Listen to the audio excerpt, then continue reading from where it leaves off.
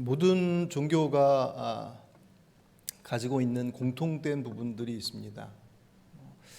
대표적으로 이제 믿음을 얘기하고 그리고 깨달음, 혹 고행, 선행 그런 고등 종교들이 가지고 있는 공통점들이 있습니다. 그 중에서도 그래서 이제 그런 것들을 보고 종교는 다 비슷비슷한 것이다. 거기에 이제 시대적인 그 철학적 사조까지 이렇게 겹쳐져서 어차피 등산하면 동쪽으로 올라가든 서쪽으로 올라가든 어쨌든 열심히 올라가다 보면 저 정상에서 다 만나는 게 다 똑같은 것처럼 예수를 믿던 부처를 믿던 누구를 믿던 열심히 믿으면 결국 위에서 다 만나게 될 것이다 라고 하는 것이 종교다원주의를 그냥 간단하게 설명하는, 물론 그렇게 간단한 것은 아니지만 대표적인 이야기 중에 하나입니다. 근데 같은 단어를 사용한다고 해서 그 내용과 그 의미가 같겠냐 할 때 그렇지 않은 것이 사실 문제죠. 그러니까 오늘 우리가 이 한 주간 동안 믿음에 대해서, 믿음의 사람들이라고 하는 주제를 가지고 믿음에 대한 모습들을 살펴볼 텐데, 가장 중요한 사실 차이점 중에 하나가 그 믿음이라고 하는 것에 대한 이해가 성경에서 말씀하고 있는 믿음과 그리고 다른 종교에서도 말하고 있는 그 믿음, 그리고 우리가 흔히 알고 있는 믿음이라고 하는, 하지만 오해하고 있는 그 믿음의 내용과 사뭇 많이 다르다라고 하는 것. 그것은 다르다라는 표현보다는 틀리다라고 표현하는 것이 더 정확하다고 생각이 되었습니다. 그냥 일반적으로 믿음을 얘기할 때 좋은 믿음, 그리고 그 믿음을 통해서 뭔가 이룬다라고 얘기할 때 우리의 일반적인 생각들, 오해들 속에 가지고 있는 믿음에 대한 이해나 다른 종교에서 말하는 믿음은 그 중심에 뭐가 있냐면 지성이면 감천이다. 정말 간절하게, 정말 열심히, 정말 절박하게 부르짖고 매달리고 그렇게 하면 하늘이 감동해서 거기에 대해서 분명히 해결해 줄 것이다. 그것이 하늘이 됐든 아니면 고목나무가 됐든 뭐든지 상관없습니다. 거기에서 가장 중요한 초점은 나의 그 간절함이에요. 그게 중요하지 않다라는 것이 아니죠. 왜냐하면 우리들의 믿음 안에서도, 성경 안에서도 우리들의 어떤 결단과 우리들의 헌신에 대한 부분들이 분명히 강조되고 있거든요. 그런데 우리가 일상적으로 알고 있는 믿음에 대한 그 핵심은 내가 얼마나 열심히 믿느냐라고 하는 그것이 가장 중요한 핵심의 내용으로 자리를 하고 있어요. 그러다 보니 미신, 없는 것을 믿는 경우가 발생하고, 그리고 맹신, 무조건 믿는, 그리고 광신, 마음대로 믿는, 거기 세 가지의 모습들이 서로 다른 모양들을 가지고 있지만 그 뿌리는 뭐냐면 결국 내가 없는 것을 조건 없이 혹은 그냥 무작정이라고 하는 나의 필요에 따라서 내가 원하는 것들을 얻기 위한 과정으로서 선택한 것들이 되더라는 거죠. 그래서 대단히 열심히 믿지만 그것이 광신도일 수 있고, 여러분 이단이라고 규정되어져 있는 이들 중에서 열심이 없는 이단이 있습니까? 오히려 진짜를 갖고 있는 우리들이 지지부진하고 미적미적되지, 가짜를 갖고 있는 사람들 목숨 걸고 신앙생활 하죠. 그들의 입장에서 본다면 거기서 항상 쫓아오는 게 우리가 진짜야, 우리만 진짜야 라고 얘기하는, 진짜를 가지고 있는 성도들은 미적미적되고 있는데 가짜를 가지고 있는 사람들은 우리만 진짜라고 얘기하는 그 외침 속에서 그냥 말만 외치는 것이 아니라 그들의 삶이 통째로 거기에 올인 되어져서 움직여지는 것들을 보게 되죠. 그러니까 열심의 문제에서 만약에 신앙의 그 내용들을 따진다고 한다면 이단을 쫓아갈 정통교단들이 별로 없어요. 개인적인 부분들 속에서도 그렇고, 그 세 가지 미신, 맹신, 광신이라고 하는 것의 중요한 핵심은 내가 중심이 되어서 내 열정들을 가지고 내가 간절히 구하거나 혹은 내가 고행, 정말 그 고통스러운 과정들을 통해서, 그것이 이제 나의 열심의 표현인 거죠. 그리고 선행을 하거나 그런 것들을 통해서 그 신을 설득시키는 거예요. 구체적으로 어떤 신이냐라고 하는 대상도 있겠지만 그렇지 않고 대상은 없지만 어쨌든 이 천지 만물 가운데 있을 그 어떤 신, 그 신이 나의 이 열심과 이 간절함과 이 모습들을 보고 감동하고 나의 그 열정에 설득되어서 내가 지금 구하고 있는 이것들이 해결될 수 있다라고 생각하는. 근데 성경은 제가 요새 이 말씀을 종종 여러분들이 자주 드리고 있어요. 성경은 우리가 하나님을 설득해야지 우리가 소원하는 것을 얻을 수 있다라고 얘기하지 않습니다. 그분을 감동시켜야지 우리들의 문제를 해결해 주시는 분이라고 성경은 말씀하고 있지 않아요.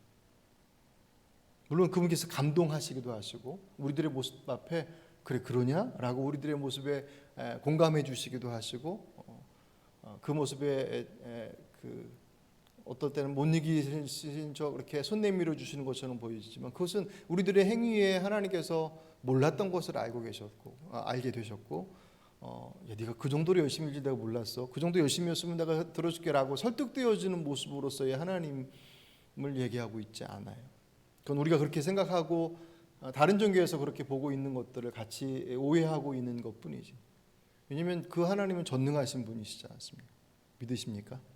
창세기 1장 1절 태초에 태초에 하나님이 천지를 창조하시니라. 이 땅의 모든 것들을 창조하셨다라고 하는 것은 만물을 있게 하신 것만으로 그냥 창조주셔라고 하는 것으로 끝나지 않고 그 창조하신 그 하나님, 그 전능하신 분께서 우리들의 고백 속에서는 그분은 우리의 아버지라고 고백되죠. 그죠? 근데 그 아버지가 대면하는 아버지가 아니라 우리를 얼마나 사랑하는지 그 아들을 십자가에 내어 주시기까지 우리를 구원하시기 위해서 사랑하신 그 전능하신 분이 내 아버지이신데 나를 그토록 사랑하셔요. 근데 그분을 설득시켜야지 내 문제를 해결해 주신다고요. 그분을 설득해야지 네 죽을 병에서부터 살아날 수 있다고. 그건 하나님을 모독하는 것이죠.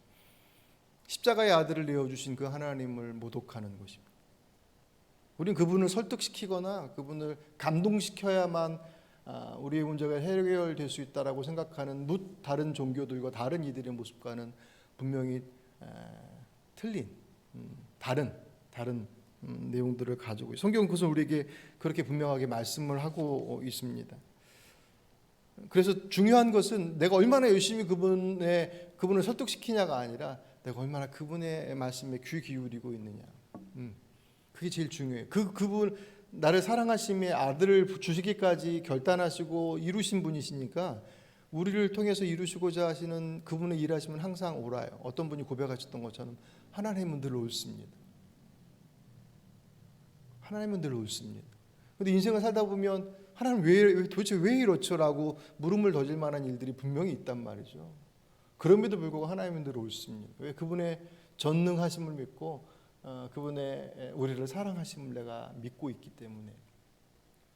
그래서 그때와 그 방식들을 내가 주목해서 보는 거죠. 그럼에도 불구하고 기도하라고 말씀하시는 이유는 기도를 해서 그분을 설득시키라고 하는 게 아니라 그 기도 자체가 그분의 인도하심에 귀 기울이는 장치단 말이죠. 그렇죠?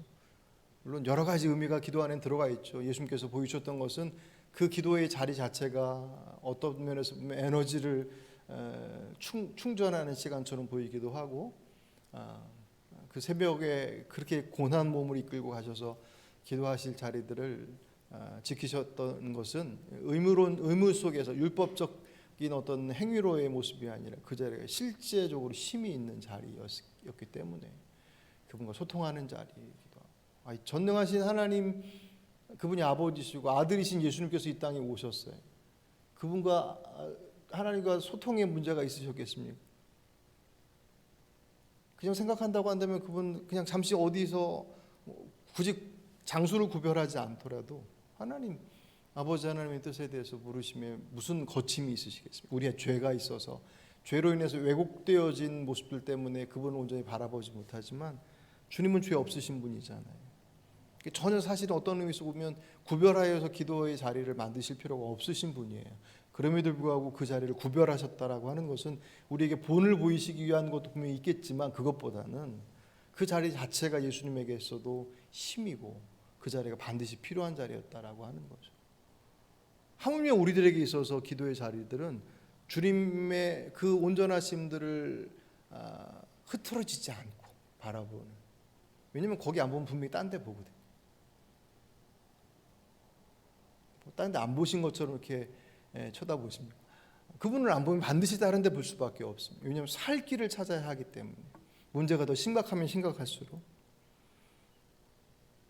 우리의 믿음은 내가 열심히 믿습니다, 내가 주님 믿습니다라고 이루실 수 믿습니다라고 내가 내 확신, 자기 확신 속에서 선언하고 나가서 사고 쳐놓고 하나님께서 뒷수습하는 게 좋은 믿음일 수 없다라는 거예요. 그래서 그 믿음은 철저하게 하나님을 바라고 믿음의 대상. 그러니까 다른 종교 그리고 우리들이 가지고 있는 믿음에 대한 왜곡 중에 하나가 대표적인 것이 바로 그 믿음에 대한 믿음의 대상이 얼마나 중요한지에 대한, 우리가 누구를 믿느냐? 하나님 믿는다. 물론 다른 종교도 다른 신을 믿고 있지만 그런 어떤 믿는 대상이 그냥 다르다라고 하는 의미 속에서의 다름이 아니라 우리가 우리 열심과 우리 열정이 아닌 우리의 믿음은 그 믿고 있는 대상, 그 하나님의 초점이 있다. 그 하나님이 어떤 분이신지. 그래서 우리의 믿음은 그 하나님을 믿는다고 할 때 그 하나님의 인격을 믿는 거예요. 그 인격. 그리고 그 인격을 믿기에 그분께서 말씀하시는 것을 또한 믿습니다. 그러니 우리들의 순종은 그 인격을 믿고 그분의 말씀을 믿으니 쫓아오는 것은 순종이에요. 오늘 우리가 이 한 주간 살펴보게 될 이 믿음의 사람들의 모습들은 그들이 믿음의 사람들이라고 인정받는 것에 있어서 모든 내용들은 그들의 행함, 그들의 순종을 통하여서 확증되었어요. 그것 때문에 주님을 설득해 주님께서 인정하시고 주님께서 거기에 설득당하셨다라는 게 아니라 그 하나님을 신뢰하고 그 하나님의 신뢰하는 그 주님께서 말씀하시는 것이니 제가 그것을 받아서 순종합니다라고 하는 삶이 동반되어지는 것은 자연스러운 과정이라고 하는 거죠. 그죠? 대표적으로 우리가 나중에도 보겠지만 아브라함이 아들 이삭을 드리라고 하신 말씀을 들었을 때 이해했기 때문에, 납득할 수 있었기 때문에, 합리적이기 때문에 그 어떤 것도 사실은 그 안에 맞지 않아요. 정말 하나님 앞에 따지고 들었다고 한다면 수도 없이 따지고 들었을 내용들이 얼마든지 있어요. 어떻게 전능하신 하나님께서 저 이방 종교들이 하고 있는 인신제사를 얘기하십니까? 라고부터 시작해서 쫙 줄줄이 이렇게 꿰어서 나올 텐데, 아브라함의 순종은 이해가 아니라 그분의 하나님을 신뢰함, 그분의 인격을 또 그분의 말씀을 믿었기 때문에, 이해가 아니라 그분의 말씀이었기 때문에 순종했다. 그래서 믿음은 반드시 순종으로 귀결되게 되어 있죠. 순종을 했기 때문에 인정받는 것이 아니라 그분 앞에 그분을 신뢰하기에 믿음이 쫓아오는, 순종이 쫓아오는 모습들로 규결되었습니다. 그것이 단지 그냥 지적으로 동의했다라고 하는 거, 동의는 귀신도 동의해요. 하나님의 전능하심과 주인 되심은 귀신도 알죠. 그죠? 하지만 그들은 하나님의 자녀일 수 없어요. 지식의 동의와 지식을 가졌다라고 하는 것이 온전한 믿음을 가졌다라는 것을 의미하지 않습니다. 그분의 인격을 신뢰하고 그리고 그분의 말씀을 신뢰하는 이는 그 말씀의 삶의 자락 속에서 실천이 곧바로 쫓아오게 되어지는, 그렇기 때문에 그 믿음 안에서 살아가는 삶은 이 땅에서 누리는 삶이 동반돼요. 오늘 본문 1절 보시면 믿음은 바라는 것들의 실상이요 보이지 않는 것들의 증거다.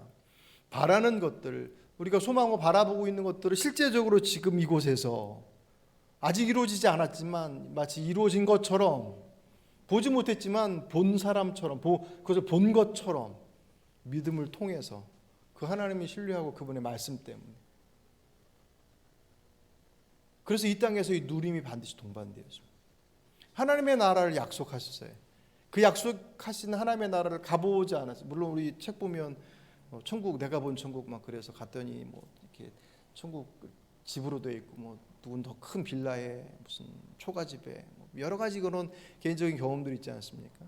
그런 어떤 신비적인 경험을 해서 봤다, 그것이 아니라 말씀을 통해서 예비하신 그분의 나라가, 주의 말씀, 그분을 신뢰하고 그분의 말씀을 내 안에 받아들이니 그 주의 나라가 가보지 않았음에도 불구하고 이미 가본 것처럼, 그것이 죽어서 가게 될 곳임에도 불구하고 이 땅에서 그 말씀을 따라 순종할 때 이곳에서 누릴 수 있음에 대한 것들을 붙잡을 때 이 작은 이 땅에서도, 죄 많은 이곳에서도 하나님의 나라를 경험하더라는 거죠. 그런 그가 그들의 모습들이 오늘 2절 보시면 선진들이 이로써 증거를 얻었다 그랬습니다. 그런 믿음을 가지고 있었던 이들이 하나님께 증거를 얻었다라는 말씀은 인정을 받았다라는, 믿음의 선조들은 그런 믿음을 가지고 있어서 하나님께로 인정을 받았다. 그 모습이 3절에 이어져서 믿음으로 모든 세계가 하나님의 말씀으로 지어진 줄을 우리가 하나니 보이는 것은 나타나는 것으로 말미암아 된 것이 아니니라. 그 살아있는 믿음을 가지고 있는 이들은 이 땅을 이끌어 가시는 그 하나님의 통치하심, 하나님이 창조하셨다라고 하는 그 창조에 대한 인정만이 아니라, 그렇다면 그 세상을 창조하신 분이 나도 창조하셨을 것이다라고 하는, 왜 창조하셨느냐라고 하는 창조의 목적, 삶의 목적들이 그 창조하신 주님께로부터 당연히 모여지겠죠. 내 인생의 목적이 그분을 통해서 확인되어진, 우리의 삶 속에서 하나님의 나라를 살아간다라고 하는 어떤 여러 가지 적용점들 중에서 우리 개인의 구복으로 본다고 한다면, 그분의 창조하심이 우주를 창조하시는 우주적인 창조와 별개로 나를 보내셨다. 왜 보내셨을까? 분명히 목적이 있다는 거죠. 목적이 있다라고 하는 것과 그 목적에는 가치가 쫓아오죠. 누가 지으셨다고요? 하나님께 지으셨기 때문에. 저희 아내가 얼마 전에 저 서울에서 하는 피카소 예술의 전당에서 전시회를 갔다 왔어요. 막 열심히 공부하던, 피카소에 관해서 열심히 공부하고. 피카소 잘 아십니까 혹시? 저 아무리 봐도 모르겠어요. 이렇게 설명해줘서 이 그림은 이런 거예요. 그래서 대충 그렇구나라고 하죠. 그 피카소 그림이 비싼 건 아시죠? 경매에 나오면 거의 최고가 수천억을 호가하는 그림이 피카소의 그림이에요. 근데 아무리 그림을 잘 그리는 사람이 그린다, 그 그림을 똑같이 모방해서 똑같이 그려놔도 그 똑같이 그려놓은 그 그림이 피카소가 그린 그림의 값과 똑같을 수 있느냐 할 때 똑같을 수 없죠. 왜냐하면 피카소 그린 거 아니기 때문에. 하물며 그가 그린 이해할 수 있는 분들은 충분히 다 이해하시고 누리시면 더 좋을 것이고요. 어찌 보면 이해할 수 없어 보이는 그 그림의 가격이 그 사람이 그렸다는 것 때문에 수천억에 호가한다고 한다면, 하물며 하나님께서 지으셨다. 그 작품의 가치는 누가 만들었냐라고 하는 것으로 결정된다고 말씀드렸잖아요.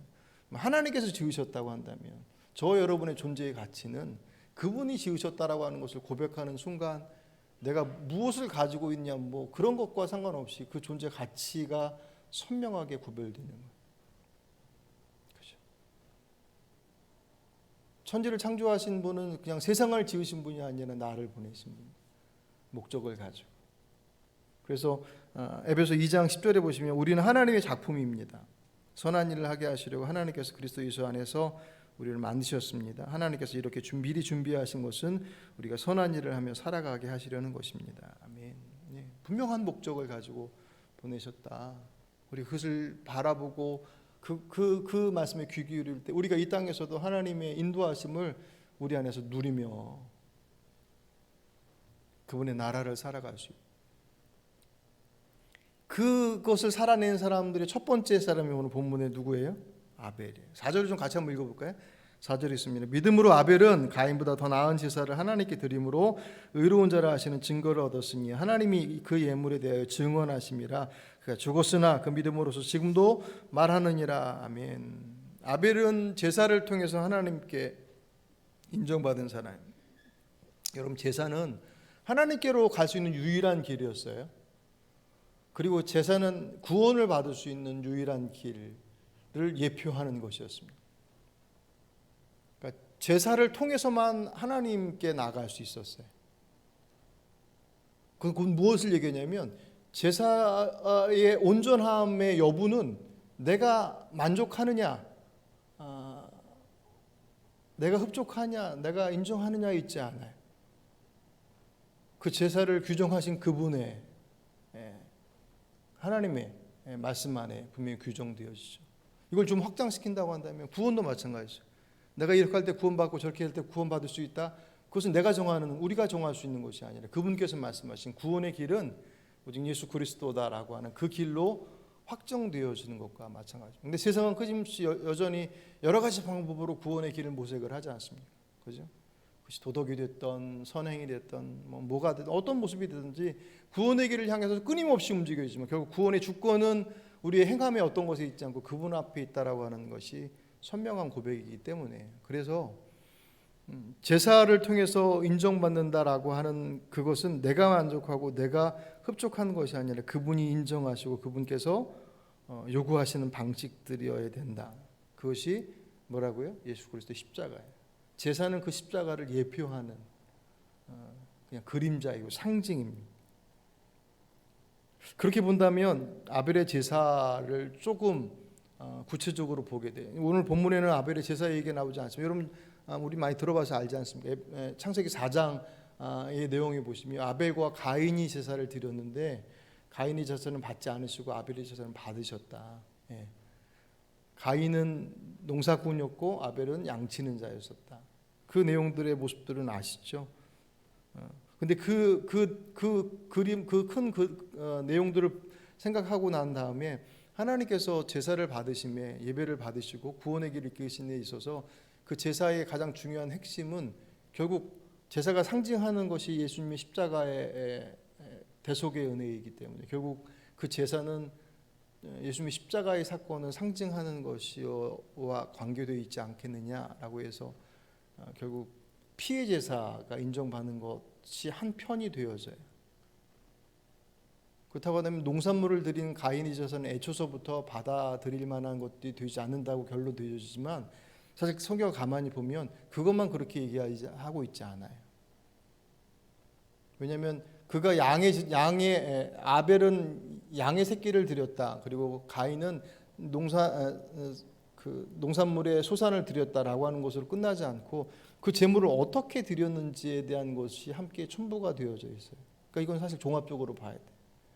그렇게 해서 본다면 아벨이 드린 제사는 가인은 제사를 드릴 때 땅에 소산을 드렸다라고 그냥 간략하게 기록되어 있는 반면에 아벨은 양의 첫 새끼와 그 기름으로 드렸더니라고 그 드린 제물의 내용들을 구별해 놨어요. 그리고 오늘 본문도 특별히 4절 말씀 보시면 믿음으로 아벨은 가인보다 더 나은 제사를 하나님께 드림으로 의로운 자라 하시는 증거를 얻었다 그랬어요. 그 하나님은 그 예물에 대하여 증언하십니다. 그들이 드린 예물에 대해서 인정하셨다고 그랬어요. 그러니까 그 드린 예물과 분명히 관계가 돼 있다라는 것이고 그 예물이 피로 드린 것이기 때문에 받으셨다. 아니 그것만이었다고 한다면 그냥 그렇게만 드렸다는 것으로 마무리했을 텐데 양의 첫 새끼, 첫 번째라고 하는 우선순위, 기름이라고 하는 최고의 가치, 그리고 피라고 하는 것까지 같이 연결돼서 본다면 적어도 아벨이 드리는 제사는 그 하나님, 그가 드리는 제사의 대상이 되신 하나님을 그가 어떻게 생각하는지가 그 예배를 통해서 분명하게 드러나요. 그는 최고의 것으로 최우선적으로 그 하나님을 여길 줄 아는 사람이었어요. 그건 하나님을 설득했기 때문에가 아니라 그 하나님이 그렇게 신뢰 믿었기 때문에 그렇게 드린 예배였다면 가인의 모습은 그 모습을 보이지 않아요. 아니 그냥 그렇게 들을 수 있지라고 생각할 수 있지만 그 뒤에 가인이 보인 행동을 봐서는 그가 어떤 마음이었는지가 더 분명하게 나타나죠. 그냥 소산물을 땅에 소산을 드렸기 때문에 하나님께서 받으신 것이 아니라 그것을 드림이 받아들여지지 않을 때 그가 분노했을 때 네가 왜 화를 내느냐 라고 말씀하신, 그리고 나중에 하나님께서 경고하신데도 불구하고 가인이 결국 동생 아벨을 죽이잖아요.